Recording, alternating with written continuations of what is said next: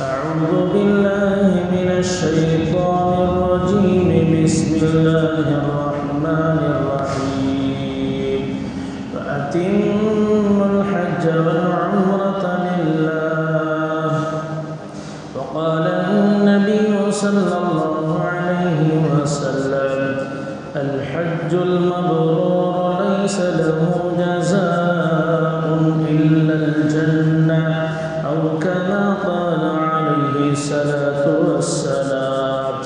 رب اشرح لي صدري ويسر لي أمري واحلل عقدة من لساني يفقه قولي. سبحانك لا علم لنا إلا ما علمتنا إنك أنت العليم الحكيم.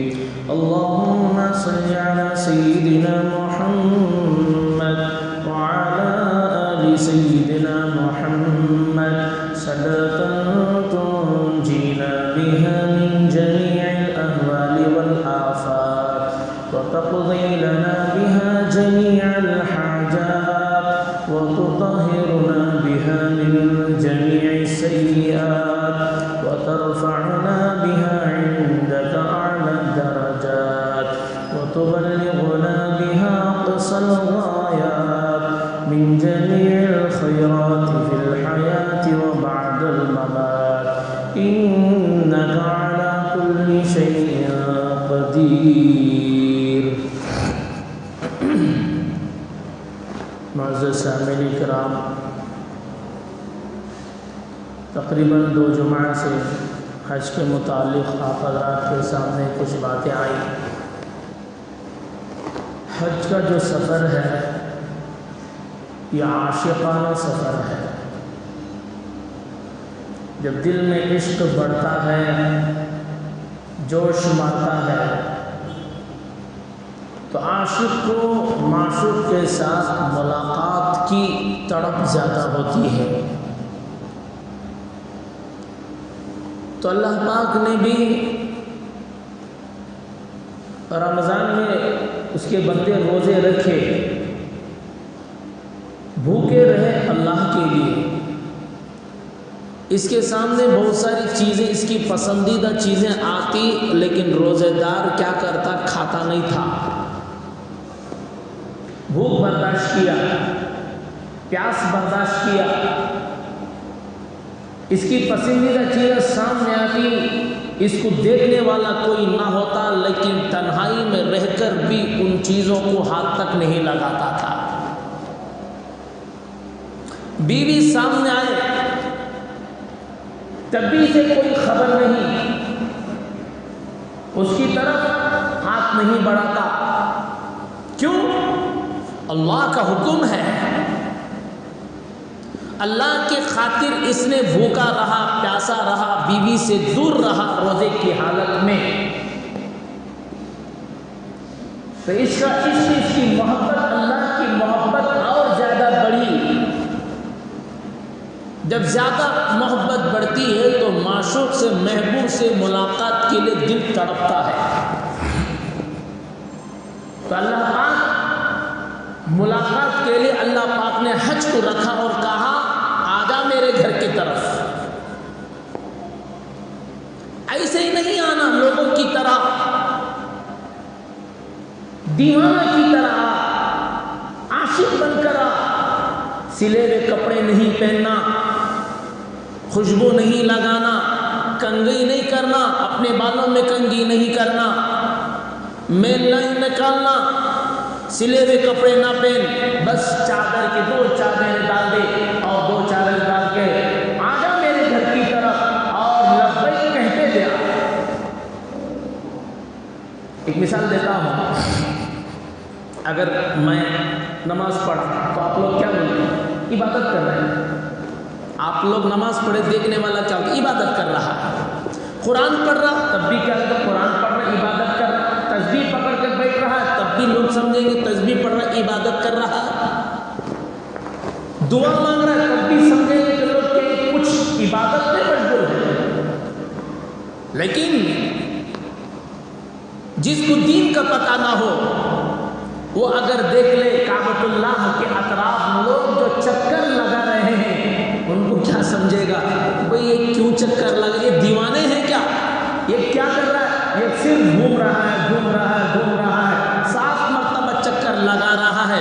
کہہ دو اس سے یہ عاشق ہے، یہ دیوانہ ہے، اب گھر پر پہنچ چکا، محبوب کے گھر آ چکا ہے، اب اس کی تلاش میں ہے کہ کہاں ہے، کدھر ہے، محبوب کدھر ہے۔ اب میں اس کے گھر کو آ گیا، اب مجھے اس کی دیدار کی ضرورت ہے، اسے میں دیکھنا چاہتا ہوں، اس لیے محبوب کے گھر کی طرف اطراف چکر لگا رہا ہے، محبوب کی زیارت کے لیے چکر لگا رہا ہے، دیوانہ کی طرح چکر لگا رہا ہے، اللہ کے گھر کی چکر لگا رہا ہے۔ علماء نے فرمایا دیکھو جب دنیا کی کسی بھی مسجد میں آؤ تو حکم یہ کہ آہستہ آواز کرو، زور سے آواز نہ آئے، بات کرنا تو اونچی آواز میں بات نہیں کرنا، مسجد کا ادب یہی ہے، خاموشی کے ساتھ آہستہ کے ساتھ بات کرنا۔ اگر زور سے بات کرو گے، چلاؤ گے، چیخو گے تو یہ قیامت کی نشانیوں میں سے ایک نشانی تم بن رہے ہو۔ یہ دنیا کی تمام مساجد کا حکم ہے، لیکن قربان جائے اللہ کا گھر تو سب سے بڑا گھر کعبۃ اللہ ہے، وہاں پر حکم یہ ہے آؤ لبیک کہو تو زور سے لبیک کہو۔ کیا کہو؟ اللہ کا کیوں؟ اس لیے کہ یہ عاشق ہے، یہ دیوانہ ہے، اسے پتہ نہیں زور سے بولنا ہے، آہستہ بولنا ہے، اسے معلوم نہیں ہے، یہ دیوانہ بن چکا ہے۔ دیوانے کو کیا عقل ہے؟ عاشق کو جو لوگوں سے کیا تعلق ہے وہ کسی کی پرواہ نہیں کرتا، بلکہ بس وہ چاہیے، اس کا محبوب چاہیے، محبوب کا وصال اسے چاہیے۔ دنیا والے ملامت کرے تو ملامت کرے، دنیا والے برا بولا تو برا بولے، اسے کسی کی پرواہ نہیں ہے، بس اسے تو چاہیے، اس کا محبوب چاہیے۔ اس لیے دیوانہ کی طرح لبیک زور سے کہنے کا حکم ہے۔ اللہ اکبر و کبیرہ۔ حضور صلی اللہ علیہ وسلم کے پاس حضرت جبریل امین آئے اور آ کر کہا یا رسول خدا صلی اللہ علیہ وسلم آپ بھی لبیک زور سے کہیں، لبیک اللہم لبیک، آپ بھی زور سے کہیں، اپنی ساتھیوں کو بھی زور سے لبیک کہنے کا حکم فرمائے۔ اللہ کا حکم ہے۔ کس کا حکم ہے؟ اللہ کا حکم ہے۔ اللہ اکبر و کبیرہ۔ کیا جانے دنیا کے عاشق خدا کے عشق میں جو لذت ہے، جو حلاوت ہے، وہ دنیا کی کسی بھی چیز میں وہ اللہ نے نہیں رکھا۔ جھوٹے عاشق کاٹ لے کو، نام کاٹ لے کو، خون میں اس کا خط لکھتا سکے وَلَا تُلْقُوا بِأَيْدِيكُمْ إِلَى التَّهْلُكَةِ۔ یہ قرآن کی ایک پڑھا سنے، اپنے آپ کو ہلاکت میں نہ ڈالو، اللہ کا حکم ہے، حرام نہیں۔ اے میرا جسم دی، میرا خون، تو پیدا کیا تیرا جسم، تیرے خون کو تو نے بنایا۔ ارے تیرے پاس کیا، دنیا والوں کی ساری دنیا والے مل جائے، سارے اطباء جمع ہو جائیں، سارے جمع ہو کر ایک خون کا قطرہ نہیں بنا سکتے خدا کی مشیت کے بغیر۔ یہ خون جسم میں اللہ نے جو دیا یہ اللہ کی امانت ہے، یہ جسم اللہ کی امانت ہے۔ جس طرح آدمی کاٹ لیا، نام لکھو، اس میں اس کے خون میں خط لکھا گیا ہے اور اسے بہت بڑا عاشق تیسمان خان سمجھتا ہے۔ یہ دنیا والے کے عشق، جھوٹا عشق کی یہ حیثیت ہے، تو حقیقی عشق میں مبتلا ہو جائے، اللہ کی محبت میں مبتلا ہو جائے تو اس کی کون اندازہ اس کی محبت کا لگا سکتا ہے۔ کبھی منگے کہ ہمیں یا اللہ تیری محبت کا دیوانہ بنا، منگے؟ کیوں نہیں منگے؟ آخر کس کے محبوب بننا چاہتے ہو؟ مال کے محبوب بننا چاہتے ہو، مال کے عاشق بننا چاہتے ہو، فیکٹریوں کے عاشق بننا چاہتے ہو، بیوی کے عاشق بننا چاہتے ہو، بچوں کے عاشق بننا چاہتے ہو، دنیا کی عزت کے لالچ عاشق بننا چاہتے ہو، ساری چیزوں کے بن گئے، اللہ نے تمہیں بنا دیا، لیکن کبھی کبھی تم نے دعا مانگا یا اللہ یہ ساری جھوٹی چیزیں ہیں، یہ ساری چیزیں موت کے وقت سارا یہ رشتہ ختم ہو جائے گا، ساری چیزیں چھوٹ جائیں گی، آنا تو مجھے تیرے پاس آنا ہے۔ یا اللہ کتنا اچھا ہوتا میں دنیا ہی میں تیرے عشق میں تیری محبت میں مبتلا ہو جاتا۔ اور دعاؤں میں یہ بھی دعا مانگو، یا اللہ تیری محبت عطا فرما، آمین بولو۔ یا اللہ تیری محبت، جس کو اس کی محبت کا ذرہ برا ذائقہ لگ گیا اس کی دنیا میں جنت بنے گی، جنت تو جنت ہے ہی۔ اللہ اکبر و کبیرہ۔ حضرت جنید بغدادی رحمت اللہ علیہ نے ایک نوجوان لڑکی کو یہ اشعار پڑھتے ہوئے سن لیا، او میرے محبوب تیرے محبت کی عشق نے خیمے گاڑ دیے وغیرہ وغیرہ وغیرہ۔ جنید بغدادی رحمت اللہ بہت بڑا اللہ کے ولی، انہوں نے کہا وہ بچی کیا کر رہی ہے؟ عشق اشعار پڑھ رہی ہے، خدا کا خوف نہیں، کعبۃ اللہ میں تو یہاں پر یہ سے پڑھ رہی ہے۔ اس نے کہا اللہ کے بندے، میں جو محبت کے اشعار کسی انسان کے لیے نہیں بلکہ اللہ کے لیے پڑھ رہی ہوں۔ اچھا، پھر وہ لڑکی پوچھی، وہ بڑے میاں کس کا طواف کر رہے ہو؟ کہنے لگی بیت اللہ کا طواف کر رہا ہوں۔ کس کا؟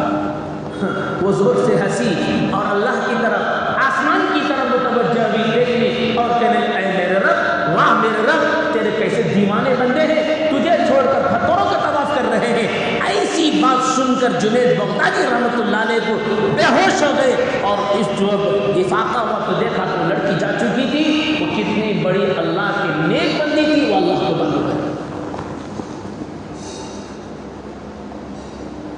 اتنا بڑا سفر سیکھ کر نہیں جاتا، ان کیفیت کو جانے کہ کیا کیفیت ہے طواف کرنے کو، کیفیت کیا ہونا چاہیے، صفا مروہ کے درمیان صحیح کرنے کا ثواب کتنا اللہ پاک نے رکھا ہے، یہ سارے جانے اور ان چیزوں کو استحضار رکھ کر کرے گا تو کیفیت ہی الگ رہے گی۔ ورنہ کی نا بھاگ کو نماز پڑھایا اللہ اکبر جیسا نماز پڑھتا نا اسی طرح جا طواف بھی کر لیا، خالی طواف میں بھی فون چھوٹتا نہیں۔ کیا چھٹیا تم کہنے جو فون چھوٹتا نہیں، وہاں سے انہیں ویڈیو کال کر کو بتانا گواہ کیوں ہوتے ہیں، سب فرشتوں پر بھروسہ نہیں ہے اس کا ثواب لکھنے کی نہیں لکھنے کی، اسے انہیں ایک کیا بولتے ہیں ثبوت کے طور پر رکھ کر اللہ کو بتانے کے لیے شاید کر رہا نہیں تھا۔ ہاں کیا کہ بتا دیا ایک بار، وہاں بھی ایک طواف ہوا، مقام ابراہیم کو گیا وہاں بھی، صفا مروہ میں گیا وہاں بھی، حضور کے دربار میں سلام پیش کرنے جا رہا ہے، بیوقوف ویڈیو کال اپنی عورت کو کر کے ویڈیو بتا رہا ہے۔ اللہ کے بندے شرم نہ کر، شرم نہیں آئی، بغل میں جو کھڑا نظر تو پڑے گی تیری بیوی کے پر، حضور وہاں پر موجود ہے، یہاں پر تو پردے کی جو ہے آیت کے خلاف کام کر رہا ہے، حرام کام میں تو دوسروں کو مبتلا کر رہا ہے۔ کتنی عظمت کے ساتھ جانا چاہیے تھا، ڈر کے ساتھ جانا چاہیے تھا، خوف کے ساتھ جانا چاہیے تھا۔ خدا کا گھر کیا سمجھے؟ حضور صلی اللہ علیہ وسلم کے پاس دو صحابی آئے اور آ کر کہا یا رسول اللہ صلی اللہ علیہ وسلم ہم کچھ پوچھنا چاہتے ہیں۔ حضور صلی اللہ علیہ وسلم نے فرمایا اگر تمہارا دل چاہو تو تم سوال کرو، یا اگر تمہارا دل چاہے تو میں بتا دوں تو تم کیا سوال کرنا چاہتے ہو۔ ان صحابی نے فرمایا یا رسول اللہ آپ بھی بتا دیں ہم کیا سوال کرنا چاہتے تھے۔ یہ کیسے معلوم ہوا؟ اللہ پاک نے حضور صلی اللہ علیہ وسلم کو وحی کے ذریعے بتا دیا۔ ابھی دو صحابی آپ کے پاس آ رہے ہیں، ان کے دل میں یہ سوالات ہیں، یہ اللہ نے حضور کو بتا دیا، کیونکہ دل کی بات کون جانتا ہے؟ ان اللہ علیم بذات الصدور، دل کی بات اللہ بہتر جانتا، اللہ کے علاوہ کوئی نہیں جانتا۔ اللہ پاک نے حضور صلی اللہ علیہ وسلم کو بتا دیا تو حضور صلی اللہ علیہ وسلم نے فرمایا تمہارے سوالات یہ تھے، ان کے جوابات یہ ہیں۔ ان میں سے ایک سوال یہ تھا کہ جب حاجی حج کے لیے جاتا ہے تو پیدل چلتا ہے یا اونٹی پر سوار ہو کر جاتا ہے، اس کا ثواب کیا ہے؟ اس کی اونٹی چلتے تو ثواب کیا ہے؟ کعبۃ اللہ کا طواف کرے گا تو اس کا ثواب، کعبۃ اللہ کا طواف کرے گا اس کا ثواب کیا؟ صفا مروہ کے سعی کے درمیان سے جو ہے سعی کرے گا تو اس کا ثواب کیا؟ قربانی کا ثواب کیا؟ اور یہ چیزیں عرفات کے میدان میں کیا کیسے سوال رکھتے تو حضور صلی اللہ علیہ وسلم نے سوالات کو گنا اور فرمایا تمہارا سوال یہ تھا، اونٹنی جب اونٹنی پر سوار ہوتا ہے اور اونٹنی ایک قدم اٹھاتی ہے ایک قدم رکھتی ہے، اللہ پاک جو ہے اس حاجی کے گناہ کو معاف کر دے، ایک نیکی کو لکھا جاتا ہے۔ اور سنو پیدل کے بارے میں، چلنے کے بارے میں فضیلت کیا ہے؟ جو آدمی فرمایا پیدل سفر کرتا ہے، کہ بعض روایتوں میں مکے سے مینا کی طرف جاتا ہے پیدل، تو اس کو ایک قدم پر حرم کی ایک نہیں بلکہ 700 نیکیاں لکھی جاتی ہیں۔ کس کی؟ ایک قدم پر حرم کی 700 نیکیاں۔ حرم کی 700 نیکی سے کیا مراد؟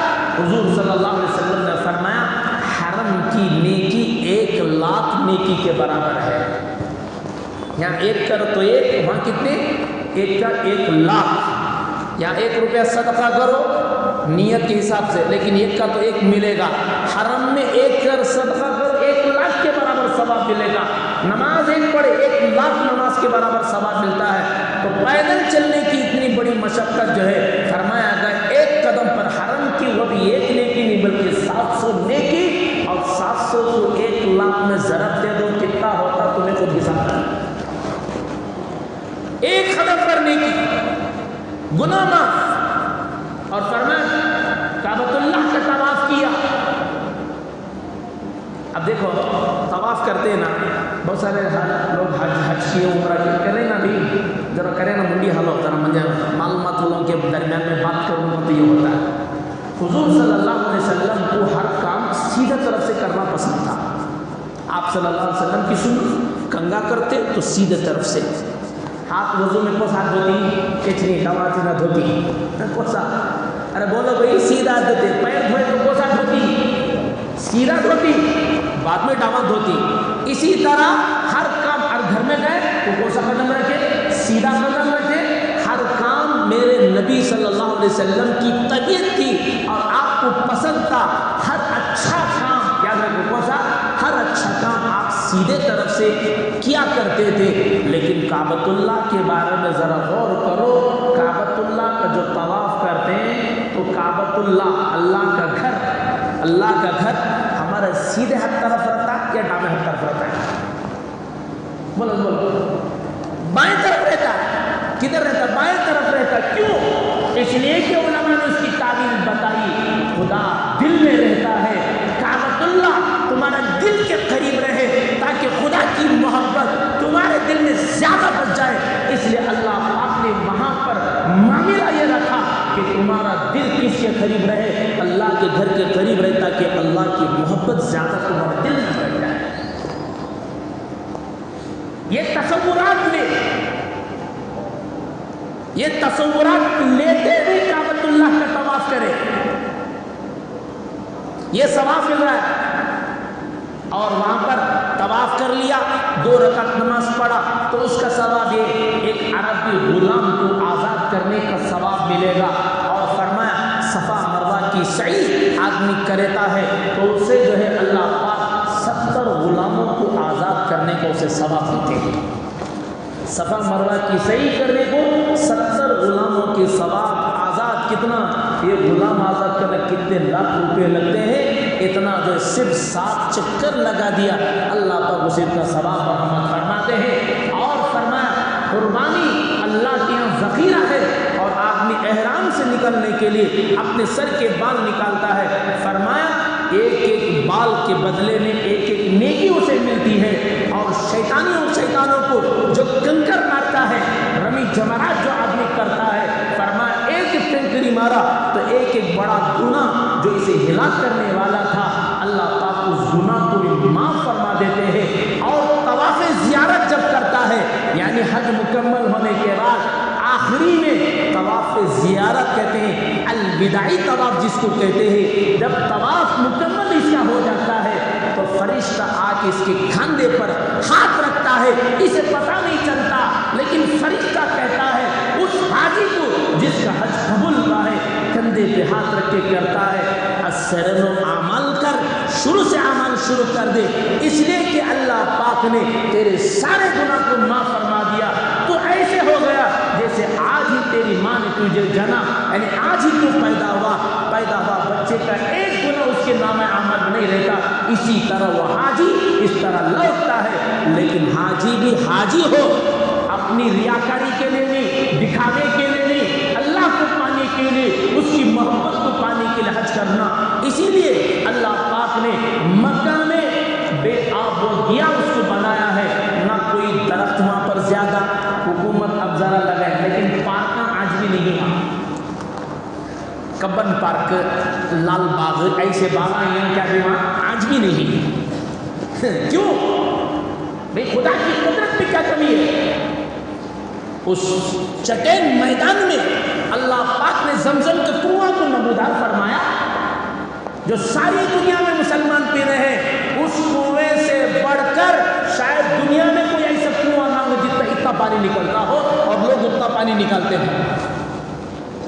کہ پوری دنیا میں نہیں اس کنویں کی طرح جتنا پانی نکل آتا ہے، اور اس کی تحقیق بتائے گا ایک منٹ میں کتنے کے 100 لیٹر نکلتا ہے، ایک منٹ کے اندر۔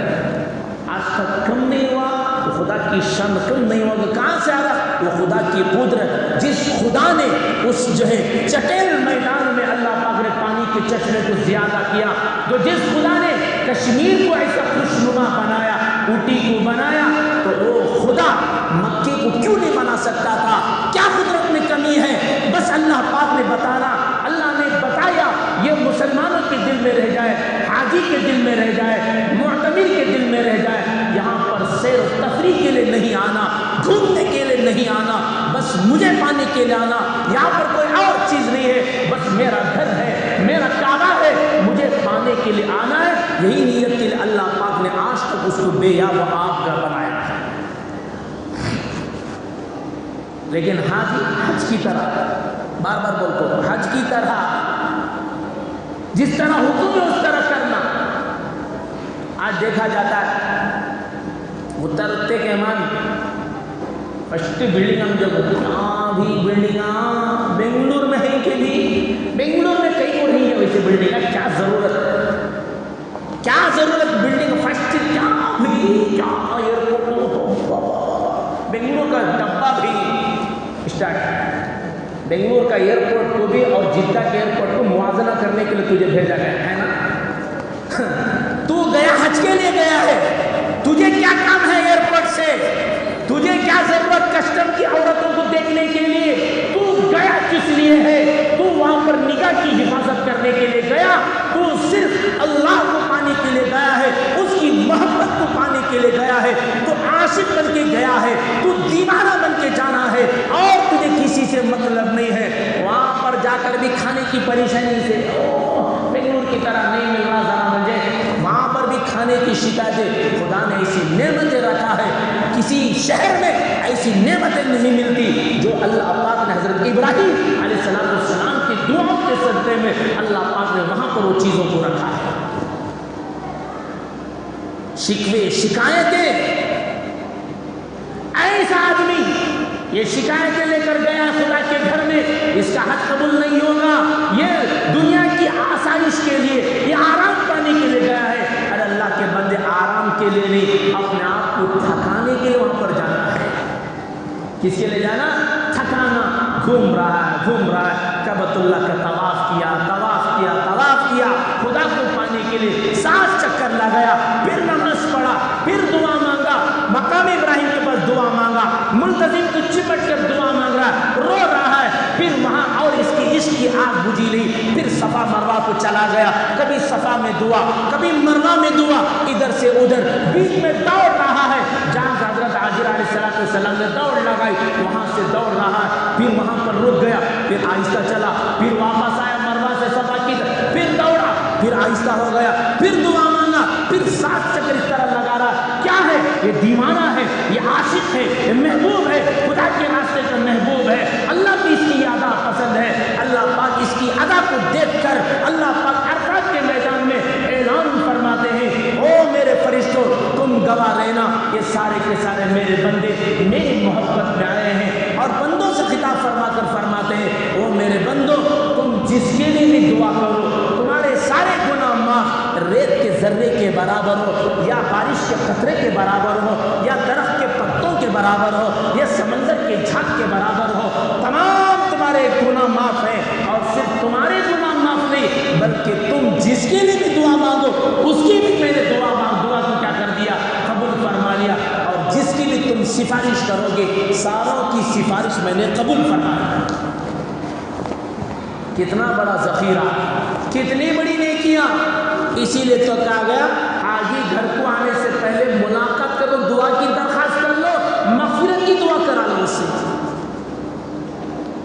لیکن یاد رہے اگر اس کے بالمقابل ایک حدیث بول دیتا ہوں، حضور صلی اللہ علیہ وسلم نے فرمایا اگر کوئی حج فرض زندگی میں کچھ مرتبہ یاد رکھو، حج فرض کو تاخیر اپنی دنیا کی غرض سے پیچھے کرتا ہے، اللہ پاک اس کی وہ کام نہیں ہوا بھی میرا، وہ کام ہوتا تو میں کیا کر چل جاتا، اللہ پاک اسے وہ کام ہونے سے نہیں دیتے، جب تک حاجی حج کر کے نہیں آتے تب تک اس کے کام اللہ پینڈنگ سے غور کرتے ہیں۔ بتایا یہ دیکھ لے گا لوگ حج سے فارغ ہو کر آئیں گے لیکن یہ اپنے کام میں پھنسا رہے گا۔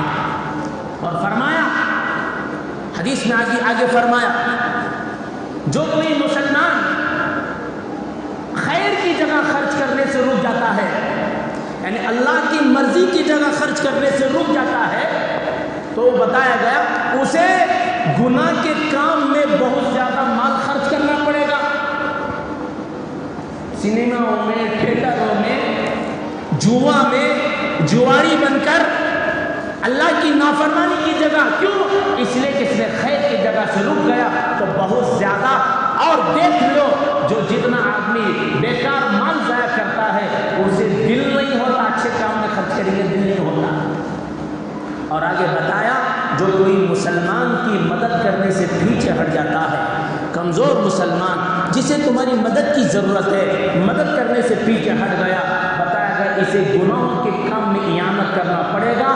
ایسے لوگ جو کسی مسلمان کی مدد نہیں کرتے وہ ظلم زبردستی میں دوسروں کی مدد کر کے جس میں کوئی ثواب نہیں ہے اپنے آخرت کو تباہ و برباد کر لیں گے۔ لیکن بتایا گیا اگر حج مکمل ایک مرتبہ کر لیا اس کے بعد اللہ پاک نے توفیق نے بتایا 5 سال میں ایک مرتبہ کرے، جو نہیں کرے گا خیر سے محروم رہے گا۔ اگر خدا نخواستہ اس کے پڑوسی اس کے بھائی ہوتا کہ ایک بھائی بڑا مالدار کروڑ پتی، ایک بھائی بیچارہ غریب ہو سکتا ہے، مقدر ہے، دیکھ رہا ہے اس کی بہن مثال کے طور پر خدا نخواستہ کسی کی بہن بیوہ ہے اور اسے مال کی ضرورت ہے، انہیں حج پہ حج کر رہا، عمرے پہ عمرے کر رہا ہے، فرمایا گا بیوقوف تیرا یہ حج کام نہیں آئے گا، جو فرض تب ادا ہو گیا، اب تیری یہ ضرورت تھی تو اپنے پڑوس کی کیا کرتا، اپنے رشتہ دار کی مدد کرتا، اس رشتہ دار کی مدد کرنے میں جو ثواب تجھے مل رہا ہے وہ تجھے 100 حج کرنے پر بھی نہیں مل رہا۔ ربیع بن سلیمان رحمۃ اللہ علیہ بہت بڑے اللہ کے بندے ایک مرتبہ حج کے لیے تشریف لے گئے، بہت حج کیے تھے،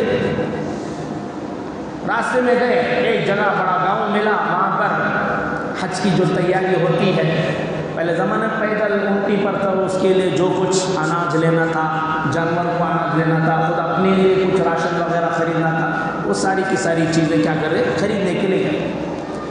بازار میں ایک طرف آگے دیکھتے ہیں ایک ویرانہ جگہ میں ایک عورت ایک مردار چیز پڑی ہوئی ہے، مردار کچھ چیز بکری کا بچہ کچھ مرا پڑا ہوا ہے اور اس کو کیا کر رہی ہے اپنی چاقو وغیرہ سے لے کر اس کو گوشت کو نکال کر اپنی بیگ میں اپنی تھیلی میں رکھ کے جا رہی ہے۔ حضرت ربیع بن سلیمان رحمۃ اللہ نے فرمایا یہ کوئی عورت مردار لے جا رہی ہے، ہو سکتا ہے یہ کسی کو پکا کر کھلا دے، کیا کر دے پکا کر کھلا دے، بیچ دے دوسروں کو، حرام ہے۔ تو اس کے پیچھے دیکھا تو ایک گھر کے اندر داخل ہو گئی اور کھٹکھٹائی، انہوں نے دروازے کھٹکھٹایا، فرمایا کون ہو؟ فرمایا परदेसी मुसाफिर हो। अंदर से आवाज़ आई और परदेसी मुसाफिर, हमारा यहाँ पर क्या है, हमारे पास भी कुछ नहीं है। फरमाया बहन, मजूसियों के अलावा किसी और मजहब में मुर्दार खाना जायज़ नहीं है, उसको तुम फेंक दो। फरमाने लगी, अल्लाह के बंदे, बाकी 3 दिन हो चुके हैं, 4था दिन आज हम भूखे हैं, हमारे पेट में एक ज़र्रा दाना बराबर नहीं गया है। आज इसलिए कि शरीयत का हुक्म है 3 दिन किसी गुजर जाए वो मुर्दार खा सकता है, उसके लिए हलाल बन जाता है। उसकी जान बचाने के लिए, मेरी बच्चियां बड़ी बड़ी जवान बच्चियां हैं, दरवाज़ा खोला, बातचीत की, क्या मामला, तो उसने कहा हम सैयद घराने के हैं, यानी नबूवत के ख़ानदान, हुजूर के ख़ानदान के हम घराने के आदमी हैं। इसका बाप बड़ा नेक था, लेकिन वो निकाह अपने जैसे लोगों से करता था, लेकिन नौबत नहीं आई। इसलिए होता ना डिमांड शादी में ये वो, उस तरह पता नहीं उस ज़माने में क्या था, नौबत नहीं आई, इंतकाल हो गया। जो कुछ वो ज़ख़ीरा छोड़ा था सारा ख़त्म हो चुका है। आज हमारा 4था दिन हो चुका, हमारे पेट में एक लुक़मा नहीं गया है, इसलिए हम जो है इसको खाने के लिए मुर्दार खाने पर मजबूर हैं। रबी बिन सुलेमान रहमतुल्लाह फरमाते ही रोते हुए आए और अपना जो कुछ था 600 दिरहम चांदी के थे, उसमें से कुछ का अनाज खरीदा, कपड़ा खरीदा, ले जाकर उस बहन को दे दिया। कहा बहन रख ले, मुर्दार को फेंक दे, ये अल्लाह की दी हुई, आगे अल्लाह पूरी ज़रूरत पूरी करेगा। आकर अपने भाई से कहा मेरा हज करने की इरादा नहीं। उसने कहा हज की ये फजीलतें कुछ भी मत कहे, वापस ही अपने गाँव को चले गए। जब हाजी हज करके वापस आ रहे थे, उस वक्त इन्होंने हाजियों से मुलाकात की। किससे मुलाकात की? हाजियों से मुलाकात की और दुआ की दरख्वास्त की, अल्लाह तुम्हारे हज को क्या कर कबूल फरमाए, तुम्हें बड़े दीनदार लोग थे।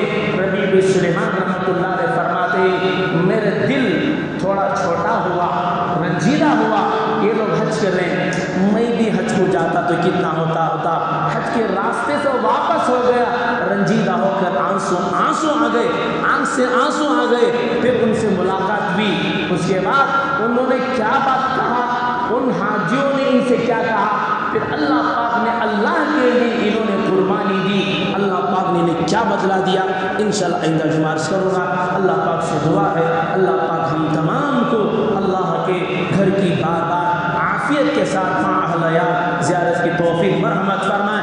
जितने हुज्जाज कराम इस मर हज को गए, अल्लाह पाक सबके हज को कबूल फरमाए और जो उनकी दुआ में अल्लाह पाक हमारा भी हिस्सा नसीब फरमाए।